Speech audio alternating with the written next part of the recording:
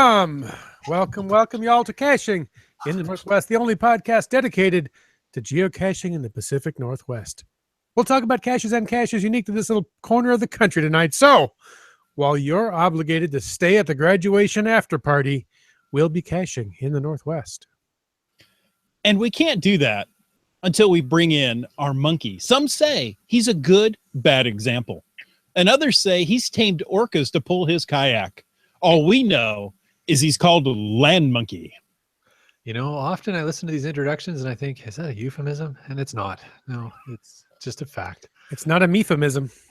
It's a euphemism. That's right. There you go. To be played on one's euphophone. All right. Hey, you know what? We want to thank our faithful Denali level supporters on this show. That is Limax, Team Squirrel, and WorldCaching.com. And folks, if you want to know more about supporting the show, click that Patreon link over on the CachingNW.com website. No, down. Yeah, that one right there. Yes. Got it. All right. Well, hey, you know what? We have a topic tonight. Tonight, we are going to talk about the original stash plaque. So I'm actually really looking forward to that because I think all of us have visited. In fact, I visited that with my co-hosts on this podcast here. That's right. Do you know that's the first time we saw you in person, Land Monkey, is on that trip to the original stash plaque? Memorialized forever. Yeah. Yes, exactly. That's right. That was the first time we all were in the same place at the same time, and the universe did not implode. So that's right. Yeah, we all got in your car in spite of your wife's objections. Yeah. It's like testing out the Large Hadron Collider. You're not sure if it's going to work or not, but when it does, you think, "Oh, this might be okay." Hey, who are these guys you're bringing into our car? Wait, what? Yeah.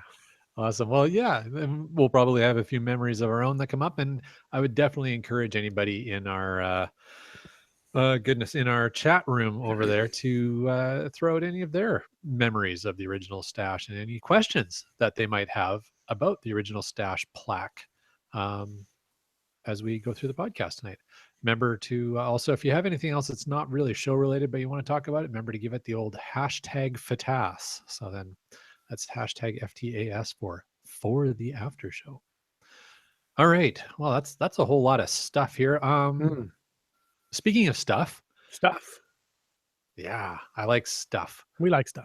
One of the stuff I like is the Caching in the Northwest glow badge. That's right. You can spruce up your geocaching.com profile page, the new one or the old one, because you can do both still, by submitting a glow or a geocaching log of the week and earn your very own glow badge. So whether you wrote it or whether you read it, we want to hear about it because great logs simply makes geocaching better.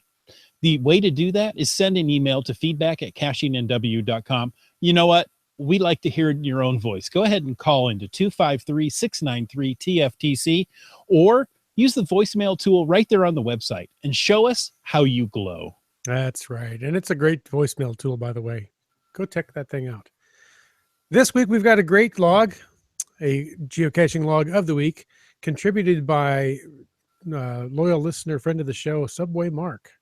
And actually, he's been on as a guest as well. Mm-hmm. I know where Subway Mark is right now. Yeah? In between Alaska and here. Oh, that's right. Are you stalking him? No, he logged some of my caches on the weekend. Okay. Nice. As he was about to get on the cruise ship. Cool deal. All right. Well, we wish him well on his voyage. Wish I could go on that someday myself. Anyway, in his busy schedule, he found time to contribute a glow, and you can too. The one that he contributed, he did not write, so you don't have to find one that you wrote, as it's been mentioned. But he contributed this one. He wrote a note and said, I stumbled on a great log on a cache that I found a few weeks ago when I was in Corvallis. I stopped for a quick cache and dash on my way home to Salem. The cache itself was nothing special, but the finder before me left a great log. The cache in question is GC65T39, and it's named Dead Reflection. The log itself is from PNW Gal. The log reads, it's not often I have a story for a cache of this type, but a story I do have, and it has a happy ending. Had lunch up north with my daughter, and coming back, I stopped in at Hyack Park for those 2 caches and thought I'd get one more before heading home. Pulled in, there was a car at Ground Zero, but nobody around, and there was no reason for anyone to be there if they weren't caching, which always makes me kind of leery. So I thought I'd go on down the road. Turned around, but I got to the stop sign and told myself not to be silly. So I backed up and then pulled into the convenient parking area. Quick find, no nasty bushes of any type in the way, and was replacing the container when I heard a cat from somewhere behind me meowing its way directly to me. It started winding around my legs and practically mauling me for attention. It was really friendly, but no collar, and I petted it and talked to it, and it was not going to leave me. Fleetingly, I thought it looked like a cat that had lost posters up all over my neighborhood about 4 miles away. When I opened my car, the cat jumped right in. Great. There's that business right there.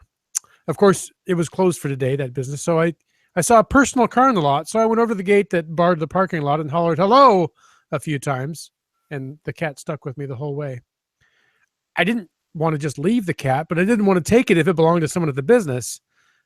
Then, although I have a dog barrier, I didn't have anything to carry a cat in, and I didn't want it roaming the car while I drove, so I called my boyfriend and asked him to go find one of the posters and send me the number.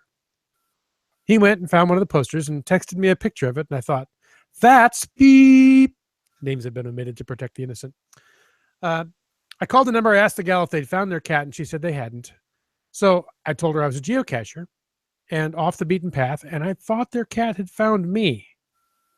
She was out of town and called her husband, and he was there in about 10 minutes, and it was their cat. So, happy ending and cat owners reunited. This will now be one of my favorite geocaching stories. So thanks for putting a cache here. And since it's now one of my favorite caching stories, I will give a favorite point to go with it for the story and for the nice parking area. So as mentioned, that was a log written by PNW Gal, and the log was sent to us from Subway Mark. So thanks to all who contributed. Thank you so much. Hey guys, if you happen to have a milestone cache, perhaps you're planning one for this weekend, why not call it in to 253-693-TFTC and make sure you share that with the entire NorthWest community. We want to celebrate with you. Of course, we still have that voicemail tool on the website that you can use.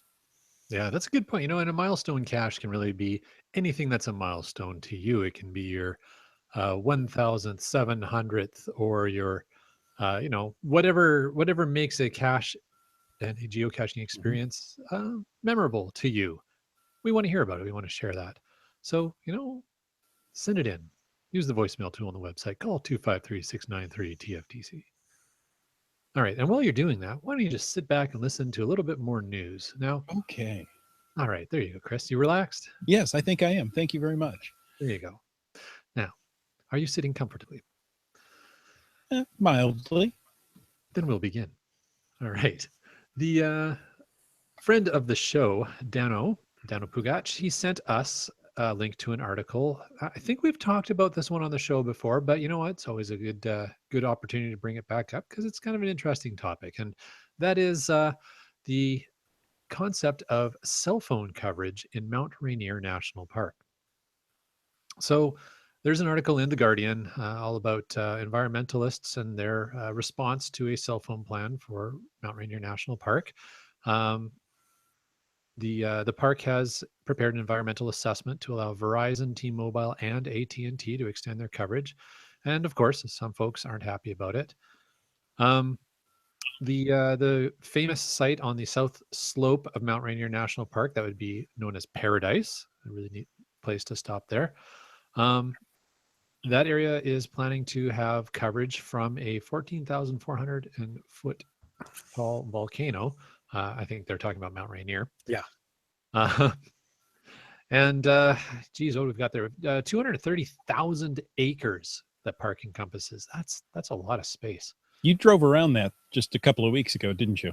I did. We were down there and working on that geo tour. Didn't get it finished, but we're about 75% finished it. So that was pretty good. So anyways, where are we going? Yeah. So like I said, Verizon, T-Mobile, AT&T, they're going to fix a wireless antenna to the Jackson Visitor Center. So that would give coverage around Paradise and a few other locations in there.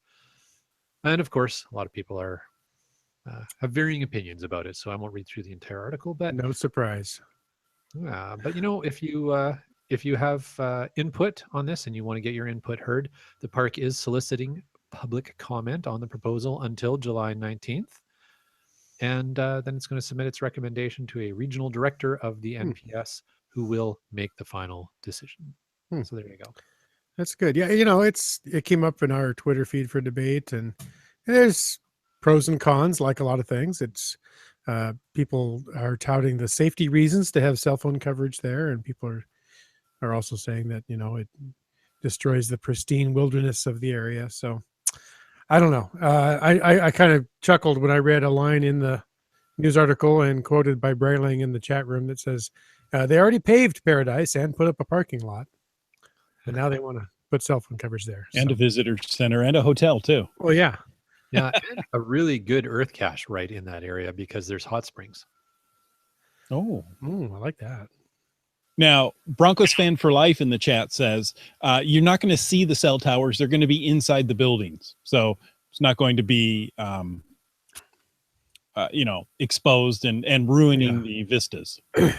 Excellent. And just the RF radiation instead. Well, there's that. Yeah. But as was mentioned on Twitter, I think by Braylang, it might be okay. I could live with the compromise of let's add some cell phone coverage right around the Paradise Visitor Center, maybe, I don't know, a mile or so, but leave the rest of it wilderness. Because frankly, I kind of like being able to go up there and getting away from it all, including away from cell phone coverage. So yeah, it'd be nice to have that ability to make emergency calls. Sure. But well, we'll see. If that's something you need to do. And if you're planning to do some serious hiking in Mount Rainier or any of the other parks where there is not cell phone coverage, consider an investment in something like a spot communicator. Exactly. There you go. Or, if you're up there, you can have some radio communication as well. So yeah, there are different options. There's always ham radio. Just saying. Exactly. Jumping into our next news article, we've got a premium first look at what geocaching.com is planning for this summer. They talk about the lost treasure of Mary Hyde, spanning the globe to bring you the best in worldwide sports. No, spanning the globe and the seven seas, we introduce you to the famous Captain Mary Hyde. Her ship, the Golden Cache, was the fiercest, and the bearded buccaneers and the sea-legged sailors reported to her. Legend has it that she ruled the high seas for many years and found no shortage of riches through her reign. We've come upon a battered letter found in a bottle on the shore near Geocaching HQ with the infamous crest of Captain Mary Hyde. It seems there's one last treasure yet to be found. I have to ask, how come everything always washes up by Geocaching HQ? Like, what is it about their location? That's where the tides spin out. Yeah. Oh, of course. You didn't know that. Well, Fremont is the center of the known universe. There's a signpost there stating that. So let's see. All the waters swirl counterclockwise there, correct? Okay. Oh. Good to know. That's helpful. Thank you. Okay. I don't know. The note says, should I do it in a pirate voice? As much as I hate to say it, I think you have to. You hate my pirate voice. Avasti. But this is also a woman. I don't know how to do a woman pirate. Oh, please. Come on. Okay, that's going to make it all worthwhile. This fell on your watch. Go ahead. Oh boy, this isn't going to end well. Hey, you know what? Join us for the swashbuckling geocache adventure through daring feats and stormy seas. Make your way through a 4-week souvenir journey to find the lost treasure of Mary Hyde. Up to 6 digital souvenir moments are up for the grabs. And on geocaching.com, something new is to be had. Some days you'll be up and maybe some down. And my computer decided it should reboot right now. And I said, the only goal is to have fun all around. Thank you. You'll want some friends and a desire to cache because this new feature may show who's first and who ye could pass. Ooh. All I know is that's a pretty homely woman if that was your woman pirate voice. Yeah, That's no, I didn't do a woman's pirate voice. Sorry. Oh, We okay. noticed that. It was Thank hard you. to tell. Yeah. All right. All right. No longer like you guys. So your computer's completely rebooting? No, it just popped up and said, "Hey, by the way, Oh, new gotcha. update." Like, I was going to say, because you're still on the Hangout. So I wanted to read carefully of what like not Before you now. Yes. Yes. So I apologize for the break there, folks. That was unprofessional. just blame Microsoft. Imagine that on our podcast. I know. I know. Wow. Well, I don't know about Mary Hyde and all of the excitement that that's going to bring this summer. But if your calendar is not already booked full of stuff to do this summer, there's a few more things that are here. What is it all about, Mary Hyde? July 15th through 16th, you build your crew by attending or hosting an event and earn what else but a souvenir. The more friends you have on geocaching.com, they don't have to be real friends, the easier it will be to keep sailing on. Sail on. Never mind. July 17th to 23rd. The female pirate voice. That's it. July 17th to 23rd, though the treasure may seem far away, if you work together, you'll earn the first map piece one day. One day, maybe. I'll get someone who doesn't Not get the today. whole wander off thing. July 24th through 30th, don't be afraid to take the lead to earn the next map piece. You already have everything that you need.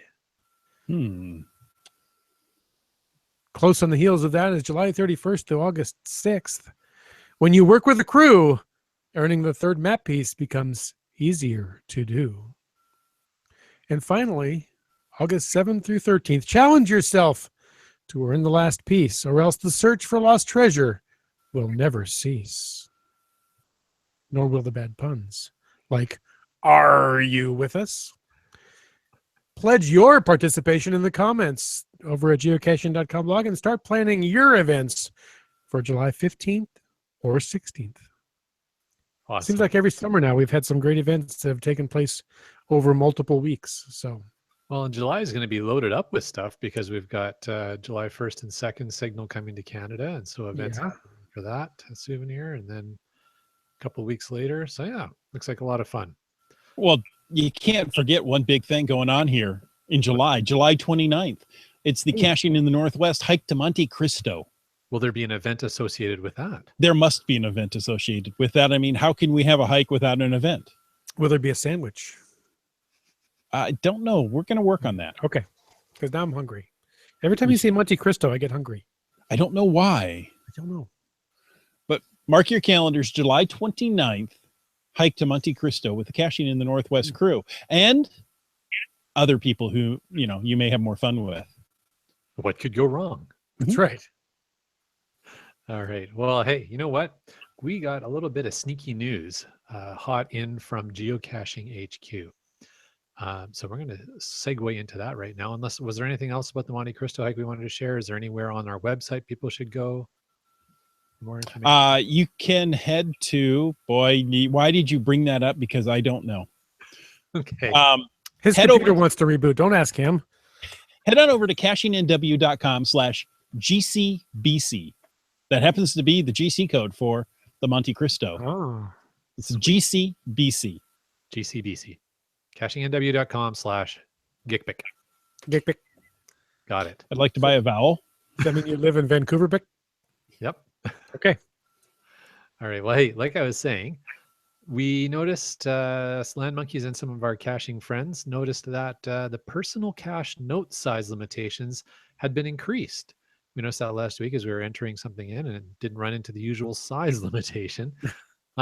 So asked the question of our good friend at geocaching.com, Rockchalk, said, hey, Chris, what's the new upper limit for personal cache notes? So here's the response we got back from Rockchalk. He said, the new limit is 2,500 characters. Apparently, that's always been the limit via the API, which meant authorized developer apps could send huge notes via the API, but those notes would be truncated on the website. That would seriously suck if that happened to you. Yeah. Okay, So at some point in the past, the web team thought 500 was a necessary limit on the web, but today we don't think such a limit is necessary. So they simply updated their own product, the website, to respect the same limit that's being enforced via the API. So that is the official answer from Rock Chalk. So Very cool. you now can save up to 2,500 characters in your personal cache notes, which if you are somebody who is avidly working on geocaching puzzles, that is often a very handy thing to do. Is that like movie characters, soap opera characters, cartoon characters? I mean, 2,500 is a lot of characters. Characters, that's right. So you Disney has that many characters to work I'm with. sure, yeah. Sure they do. All right. Well, you know what, guys? What? I think it's time to welcome our guest to the show here tonight. And we want to welcome Jeff of Team 360 and thank him for joining us this evening. Hi, Jeff. Hey, hello, guys. Good to be here, and thanks for having me on the show. Well, thanks for joining us. Astute viewers to the live feed will notice that Jeff is not with us on video, but he's here by cell phone, and we count that just the same. So thanks for joining us. And for those people that aren't familiar with you or Team 360, why don't you tell us a little bit about yourself? What pray tell, is your claim to fame, sir? Well, I go by the name of Team 360, and when I introduce myself, people just get a blank look on their face until I say, I'm the guy who placed the original Stash tribute plaque. Great. Well, most viewers of the show and active podcasters are familiar with that original Stash tribute plaque. And as we alluded to earlier, that's where the three hosts here went on our first journey together and in person. Our first hashtag geocache road trip. That's right. Yeah, we had a little bit of everything in that trip, rain and sun, and a splendid time was guaranteed for all. So we'll have to go back and look at history to fully understand the importance of that location. Now, for people that aren't familiar with the history of geocaching and how things all got started, the plaque is at the exact location that Dave Ulmer hit a bucket of goodies a couple of days after selective availability was turned off in the year 2000. That's potentially the only good thing to ever come out of the Clinton administration. Now, for some reason, selective availability has been referred to as the Big Blue Switch. And we recently celebrated the 17th anniversary of that disabling selective availability just a month ago. And there was believe it or not, a souvenir available on that day. Mm-hmm. Well, that's really where it all began. Back on May 3rd, 2000, there was a 5-gallon bucket placed at the spot by Dave Ulmer, the inventor of geocaching. And inside the bucket, he placed a few things: a Lorem Topo, a couple of CD-ROMs, a cassette recorder. There was a VHS tape, George of the Jungle, Ross Perot book. There was some money. There were 4 $1 bills and a slingshot handle, and of course, the now infamous original can of beans, which is an OCB trackable. The coordinates were then put on the internet, and that is how modern day geocaching was born.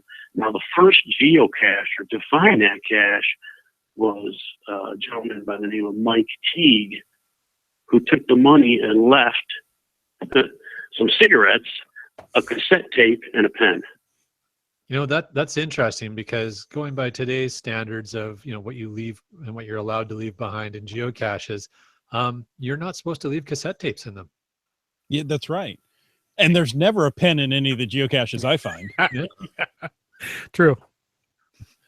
But yeah, it's interesting he took the money because, well, that I guess that would be the original first to find prize, right? There you go. Sure. Well, you're obviously going to take the money, that's for sure. And I wonder if the Ross Perot book ever was taken, or was it just left there? Yeah, still there. Is there any way to know how many people found that original stash? I think within 3 days, it had been found twice and logged once. More caches have been hidden in California, Kansas, Illinois within just a few days of that. And then within about a month, a stash had been hidden as far away as Australia. So geocaching was really on its way to quickly becoming a worldwide phenomenon. Well, the original bucket, the 5-gallon bucket, was damaged by a Oregon road mower crew, and it cracked the lid and it filled up with rain. Dave Ulmer came back a few days later and pulled the bucket, took everything out, or so he thought, and poured the water back into the hole. Well, the can of beans went out with the water and it stayed in the hole there. But there was some talk in the forums about saving the first spot, and so I got an effort together, and there were some geocachers that contributed, and we raised enough funds, and we created the original stash tribute plaque, and this is dedicated to geocachers everywhere. That's right. Now, when you actually went to go place the plaque, and it's a standard plaque. I assume you had it made at a company nearby, right? It wasn't mail ordered. No. It was cast. It was designed and cast right here in Phoenix, Arizona. There you go. And really, what pushed the idea of having a plaque there? I mean, couldn't you just rehide a cache nearby and say this is the original spot? Well, there was a cache that was hidden nearby. It's about, well, I don't want to spoil it, but it's called the unoriginal cache. And that was placed before the plaque actually came about. But there was a lot of talk on the forums about saving the first spot. And that's all it was talk.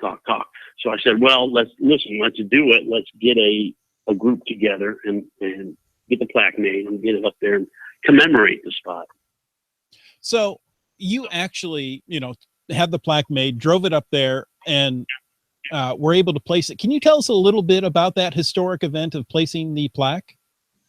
Well, I knew that I was going to place the plaque, so I got a hold of Dave Ulmer.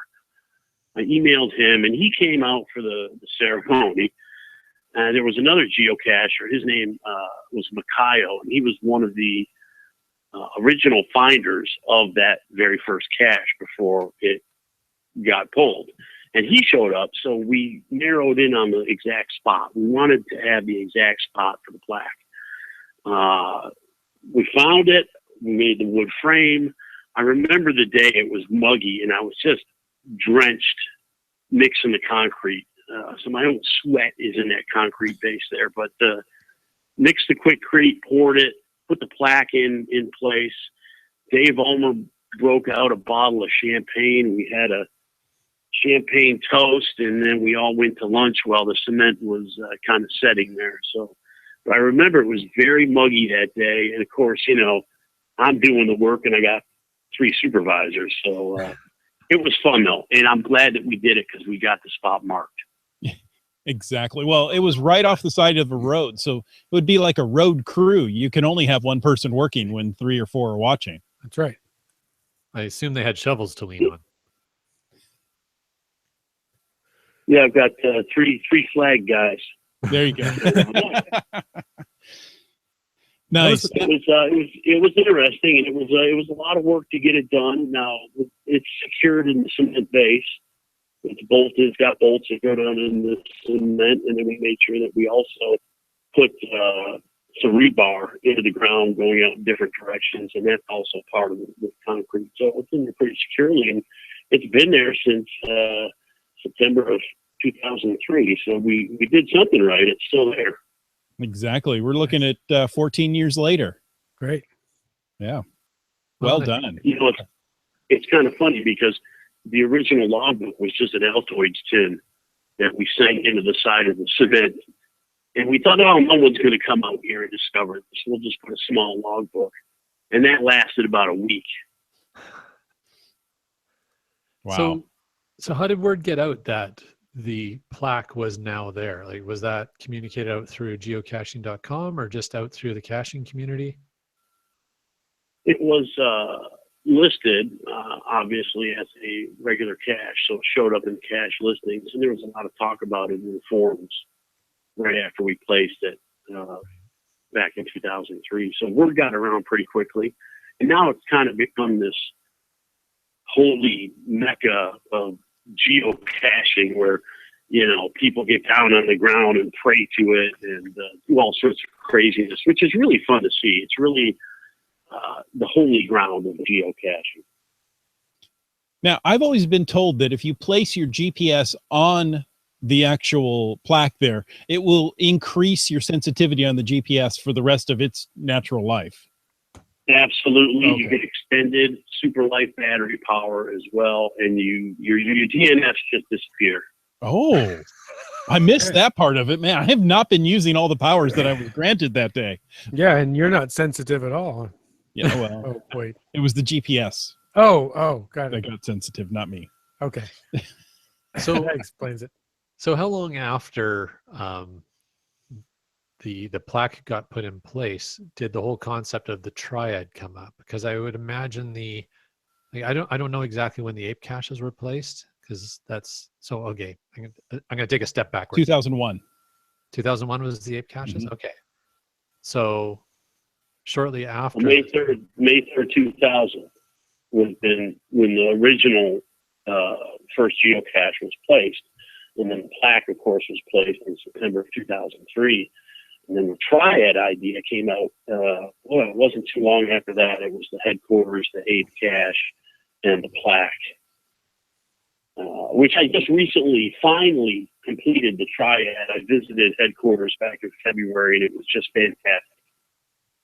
It is a great place to visit. In fact, we did an interview with the gal who's the welcoming committee at Geocaching HQ on just episode 192. So a few weeks ago, about 10 weeks ago.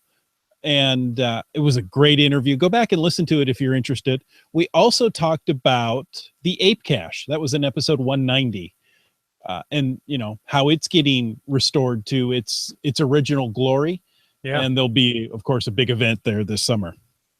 So I think it's also a good time, just in case anybody's listening to the show and they don't actually understand what the triad is or what the whole business is there. As Chris was just saying, the triad is the triangle made by visiting GC headquarters, the Washington Ape Cache, and as we're talking about tonight, the original Stash tribute plaque. And having cachers who have visited all three of those have completed the triad. And there's no actual souvenir you get, which is disappointing, really, but there's no souvenir you get for logging all three of those spots. But it's kind of neat. And again, as Chris was just saying, we very shortly, in the end of August, will be able to go back to doing the original triad with the return of the ape cache. So that's really exciting. Very much. Jeff, we didn't ask you, but any plans to come and visit the big ape event we're going to have this summer right here in the Northwest? Well, when is that happening? Well, I knew that was the next question. And I think it's happening in August. Is it August? August 19th. 19th. I'm actually going to be over. There's that word actually. I can't stand that word actually. I'm going to be over in Germany at the Let's Zeppelin event showing the OCB. So I'm going to be out of the country, unfortunately. Okay. I would love to do it. Maybe 2018. Oh, there you go. Definitely. Well, let us know if you come up this way. We'll definitely host you and take you around and show you some of the things that have happened since you were up here last. Well, that sounds great. And I would love to go to the ape event. I found the ape cache in Illinois about 10 days before it went missing. Nice. Luckily, I got that one, but I'd love to come on up there and do the ape cache. And again, thank you guys for having me on the show tonight. Oh, certainly. Tracy from World Caching and Broncos Fans for Life said there are coins that you can get to commemorate your triad find. That is okay. There you go. Good point. Hey, and I just wanted to also add that a lot of people in the chat room tonight have been commenting about how they had made the original Stash tribute plaque a milestone find for themselves. Either, I think I've seen in their find number 1001, Tracy from World Caching, I know there's a few other people earlier who had made mention of that. I know I've seen 500 and 1,000, I believe. So yeah, Yeah. it tends to be a milestone cache. I've seen 4,000 by somebody. Who could that be? I don't know. Yes, that was our 4,000th for us. So yeah, it's kind of fun to do that. And I don't know if Jeff, if you were mentioning earlier that it's fun to see some of the pictures and stuff. So do you sort of just follow what's being logged on that cache, the original stash tribute plaque?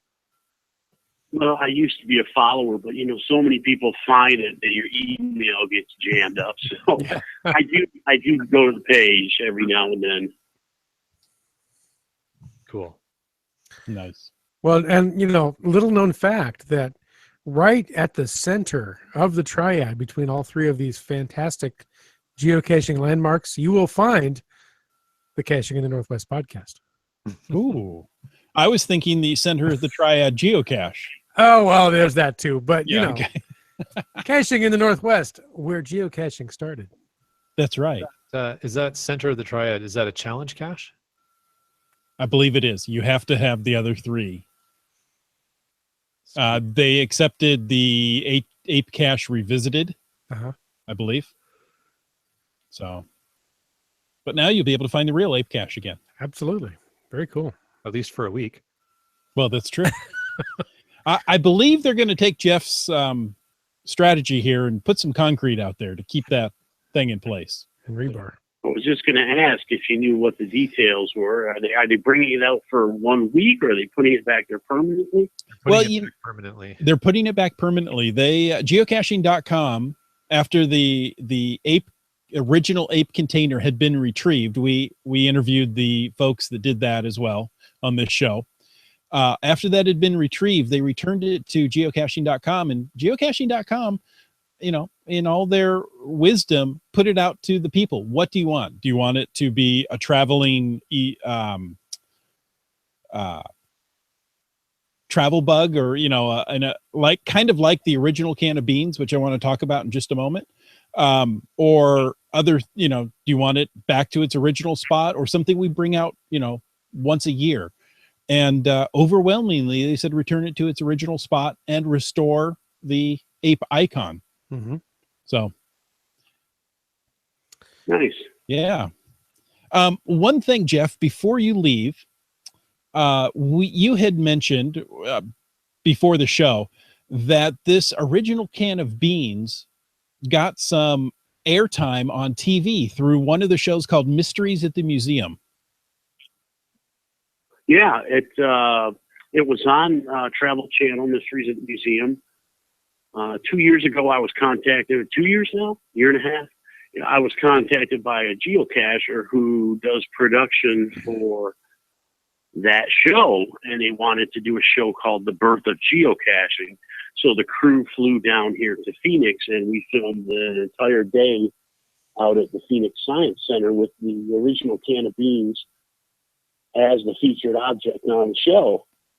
And then, surprisingly, they put me in the chair and interviewed me, but, I only had about a minute and a half of airtime out of 3 hours interview in the chair. So it was all edited out and pasteurized and homogenized and boiled down to what it is. But yeah, it was featured on Mysteries at the Museum. It was season 10, episode 3, I think it was. And if you're strong with the Googles, you can find that episode online. I was able to watch it a while ago, and it's fun to watch that kind of history in our sport. That's cool. Yeah.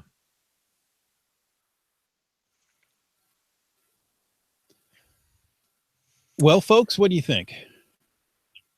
Well, I think that's pretty good. I really appreciate I think it is. our It's guest been- coming on. Jeff, thank you very much for your time tonight. It's been interesting to learn more about the history of the plaque. So, having been there and checked it out, I really appreciate the work you did to make sure that's there for all of us. Well, thank you very much. It was great to be on your show. Yeah, I know. I'm grateful for the plaque and for you being on the show. It's been a great time. Talk about the triad. So, Thank you for joining us tonight, Jeff. The rest of us will be back next week. You know, we always talk about until next week where people can find information about us hosts, but to be a good host, well, let's let the guest go first. If somebody wanted to contact you, Jeff, on the internets, via social medias, emails, or whatever's, how would you recommend people find you? Well, you can always find my geocaching profile by the name of Team 360. The original Can of Beans also has its own Facebook page now, so you can contact me through that. All right, and skillful minutes spent with the Googles will find that and much more, I'm sure. And for us, well, irregular regulars, Land Monkey, where can people find more information about you, sir? Well, you know, the number one place, probably easiest to find us and where you'll find the most up-to-date content is follow us on Twitter and Instagram at LandMonkeyGC. We're always posting photos from our adventures and little comments here and there about our posings and musings about geocaching. Love to have people's feedback on that. You can also follow us on Facebook. We're Team Land Monkey, and of course our YouTube channel. Just search Land Monkey on YouTube. Wits End, my friend. Where do folks Yes, sir. find you? Well, I was going to say that my feedback is that you guys are awesome. If you're looking for me, I am Wits End on Twitter, Facebook, geocaching, LO, you name it. Look for Wits End, and it's probably me. So shoot me a note, message, direct message, email, what have you. witsend.us for a very rarely updated blog. Chris of the Northwest, sir, you. Oh, you can find me on the Twitters. That would be Caching NW. On the Facebooks, that's also Caching NW. And on the Google Pluses, guess what? That's google.com/plus Caching NW. Nice. And you can always head on over to cashingnw.com/hosts to read our bios and find all those links we just mentioned and maybe a few extra. Very cool. Well, hey, before we wrap up, I was just reminded in the chat room by Tracy from World Caching that she is sponsoring a new contest for us that will run through the month of June and July. And so we're going to release some details about that contest soon, but just want to let you know that there is going to be another contest. There's going to be prizes that are going to be trackables from the Signal Visits Canada collectibles that are coming out. So more details to come soon. But in the meantime, stay tuned, stay alert, and on the social medias of Caching in the Northwest and Land Monkey, we will make sure we share all of the pertinent details for you. Love it. Sweet. Get some of those Signal trackables and maybe some Canada 150 ones as well. Who knows? I like this. Hey, but you know what I want to do? No, I want to say thank you. I want to say thank you for taking the time to listen to this episode of Caching in the Northwest. And don't forget that you can be part of the show. Again, call 253-693-TFTC and leave us a comment, ask us a question, or mail us ice cream any time of the day or night. Of course, you can always email us at feedback@cashingnw.com. Also, your support helps keep the quality shows coming. If you like this show, please click the Patreon link on the cashingnw.com website. The show's licensed under Creative Commons Attribution 3.0 license, copyright 2017 by Chris Umfenauer. And be sure to stay tuned for The After Show. There's always an echo in here.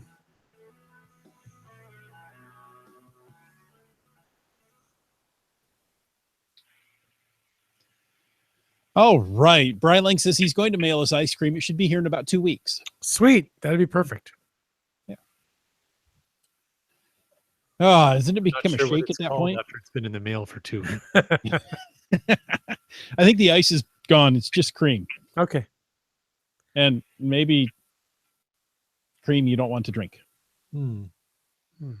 Sweeten your coffee with that. Yeah. Oh, let's see. R. Brown, tell us your geocaching name.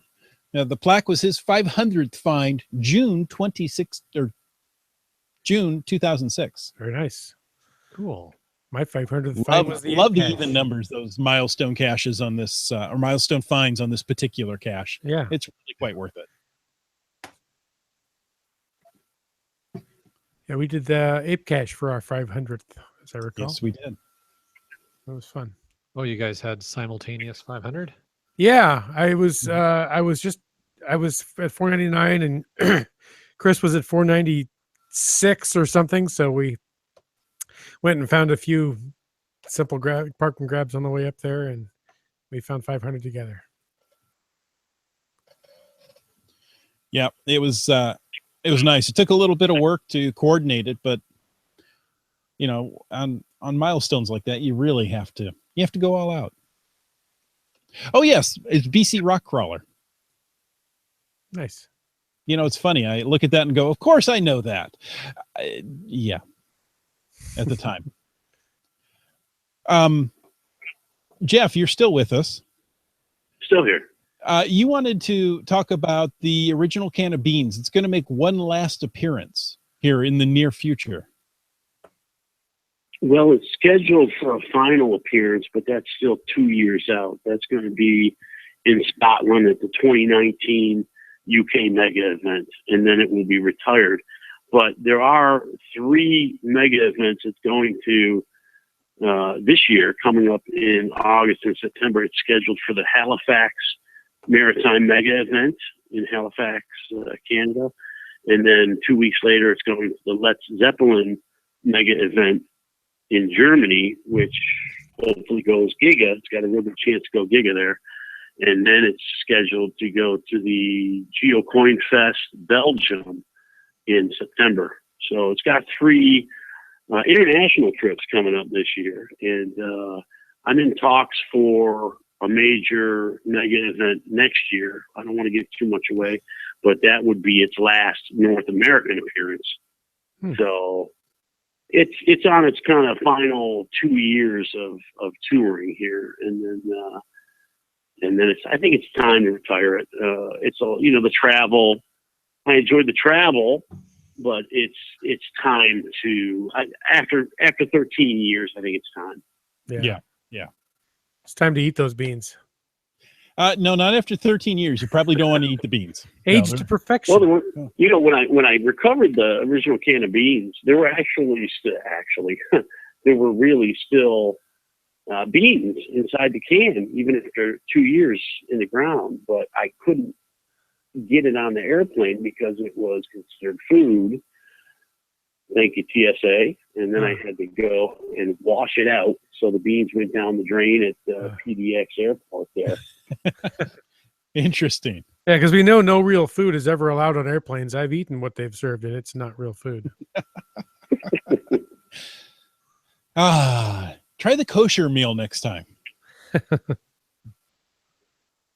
You know, one other quick thing about placing the original stash tribute plaque. One of the hardest things to do was determining if it was in the public right of way of the road or if it was on private property. So I had to work with Clackamas County from down here in Phoenix. They had to send out a surveyor to determine that by about 1.5 feet or 2 feet, it was actually on Port Blakely Tree Farm land.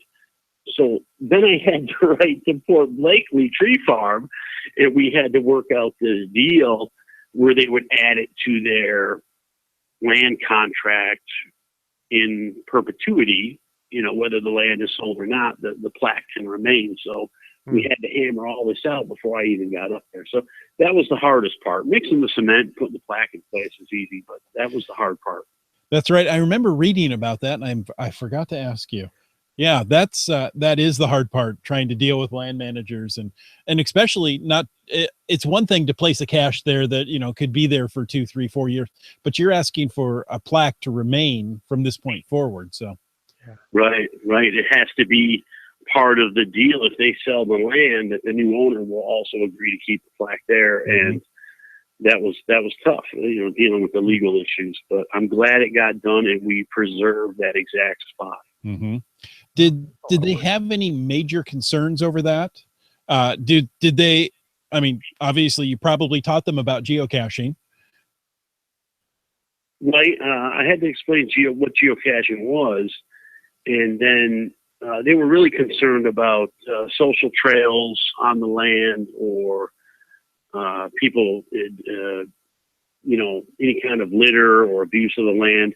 But when they found out that it was right next to the road, it wasn't a active piece of land that they used to grow trees. And so after that, it was very easy. Okay, good. Good. Now, you said it's a tree farm. Is it a commercial tree farm, or is it something that maybe our guests, our listeners could go to and help support the business? Well, it's a commercial farm. It's called Port Blakely Tree Farms, and they do allow access to the general public for hiking, photography. There's no motorized vehicles, obviously. But the public can access their land. But really, to get to the Plaque, it's a park and grab, basically, at this point. Yeah, I have to say, I saw it on pictures well before we went there. And we drove up and was like, oh, it's right here. There's no hike involved. No, I was expecting. Right. Yeah. Well, back then it looked a little different too. There were some shrubs and bushes that hid it from the road, and the land has been trimmed back now. So you drive by, you can pretty much see the Plaque. Now, finding the cache is a different story because the ammo box was stolen, but the chain is still around the tree apparently. But there is another cache, a replacement cache that's still active at the site. Right. Interesting. Then the unoriginal stash is just up the hill. Correct. Yeah, that was placed by Makayo, the geocacher who had originally found the first geocache. Now I'm guessing that was before the proximity rules. Yeah, that's another thing that had to go through geocaching headquarters because they're really about 75 feet apart. And the unoriginal cache was placed kind of as a tribute to that 5-gallon bucket before the Plaque got there. So when I flew up to place the Plaque, I had to get the okay from headquarters, and we made an exception to the 0.1 rule. Yeah, I know. I was surprised how close to the road it was. In fact, in the chat room, 3 Hams on a Rose said, my wife almost accidentally parked our minivan right on top of the Plaque. It was so close to the road. I'd be surprised if that hasn't happened once or twice. Yeah. No, of course it hasn't happened. Geocachers are very respectful people. When they're not running for an FTF. Well, FTF may be a different thing. Awesome. All right. Well, have we gone through most of our hashtag FTAS topics? Or I see a hashtag FTAS, but I don't know what it's referencing. C3 Voyage. Oh, yes, that's me. Okay. I threw that in there. I had a FTAS contribution. Aren't you proud of me? Yes. It's And lovely. It has to do with Canada. Ooh. So I thought you'd like it, although it wasn't tied to the subject of tonight's episode. I read in the weekly ham radio news, the ARRL letter, American Radio Relay League, that there is okay. So for those of you that aren't familiar with ham radio, there is such a thing called, they call it WSPR, WSPR. It's Weak Signal Propagation Reporter, and it's used to track weak signals and see how the propagation of radio signals is currently affected by atmospheric disturbances, solar activity, all those kind of things. At any rate, there is a Canada C3 sesquicentennial voyage. And if you go to canadac3.ca, it says it's an epic journey to celebrate Canada and connect Canadians. But I thought it was interesting, geolocation GPS kind of angle, because on this ship they have put an amateur radio whisper beacon, a WSPR beacon. It's been installed and activated on board the Canada C3 vessel. Now, this ship departed Toronto, Ontario on June 1st, so just a week ago, and it has now embarked on a 150-day expedition to Victoria, BC via the Northwest Passage as part of the Canadian Sesquicentennial celebration. Oh. It's being called an epic journey to celebrate Canada and connect Canadians, as I mentioned for the thing. Radio Amateurs of Canada say that the Canada C3 organizers printed a group of enthusiasts under the leadership of this ham radio to install the Whisper beacon on the vessel. It provides a unique opportunity to track the vessel on its 150-day sailing voyage around the Canadian coast, the longest coastline in the world, by the way. It identifies as ham call sign CG3EXP. And there's a live tracking link in the ARL letter, and I'm sure on the CanadaC3.ca website as well. So you can track its voyage as it travels from Toronto to Victoria via the Northwest Passage. And I just thought that was kind of cool. It appealed to both my ham radio and geocaching interests. So there you go. And Northwest interest. Well, absolutely. Northwest Passage. Yeah. So that's really neat. And it is making a lot of stops. So particularly, of course, from a Northwest angle, as it comes down the coast of British Columbia, it looks like a lot of stops in a lot of port and seaside cities, including, looks like Vancouver before it hits Victoria there. So, Canadians, great opportunity to go and check that out. And I'm just looking at the webpage right now. So Witsend, thanks for sharing this with us. And there is a link where you can actually find out when the C3 ship will be in your city.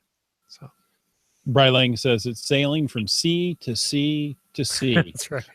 that's why it's C3. Yeah. Coast to coast Love to it. coast. There you go. Broncos fan for life reminded me Mhm. that Saturday, this coming up Saturday, is National Get Out Doors Day. Oh, get out.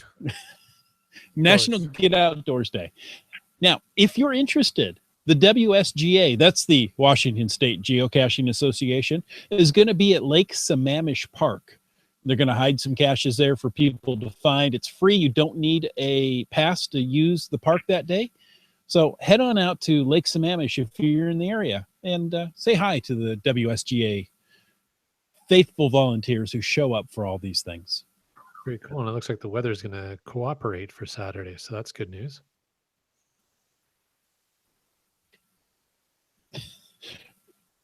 No, Brylings, not the Washington State Golfing Association. Although if you Google WSGA, that is the first hit that comes up. Oh, yes, it is. What's golf? Crooked sticks, small ball. It's something that golf balls are something you find in geocaches. Oh, okay. So those round, dimply things. Yeah, they're great to drill out and put a geocache in. It's that too. Let's see. IHAM says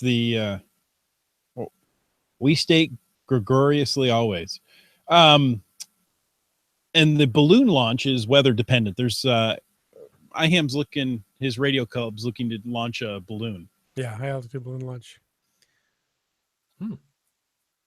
Pardon me. That's going to be a lot of fun. Yeah. I want to see that high altitude balloon launch. That would be very cool. I've always wanted to launch one myself. Golf is cow pasture pool. Oh, The It's a cow good passed my definition. life. All right. that's nice.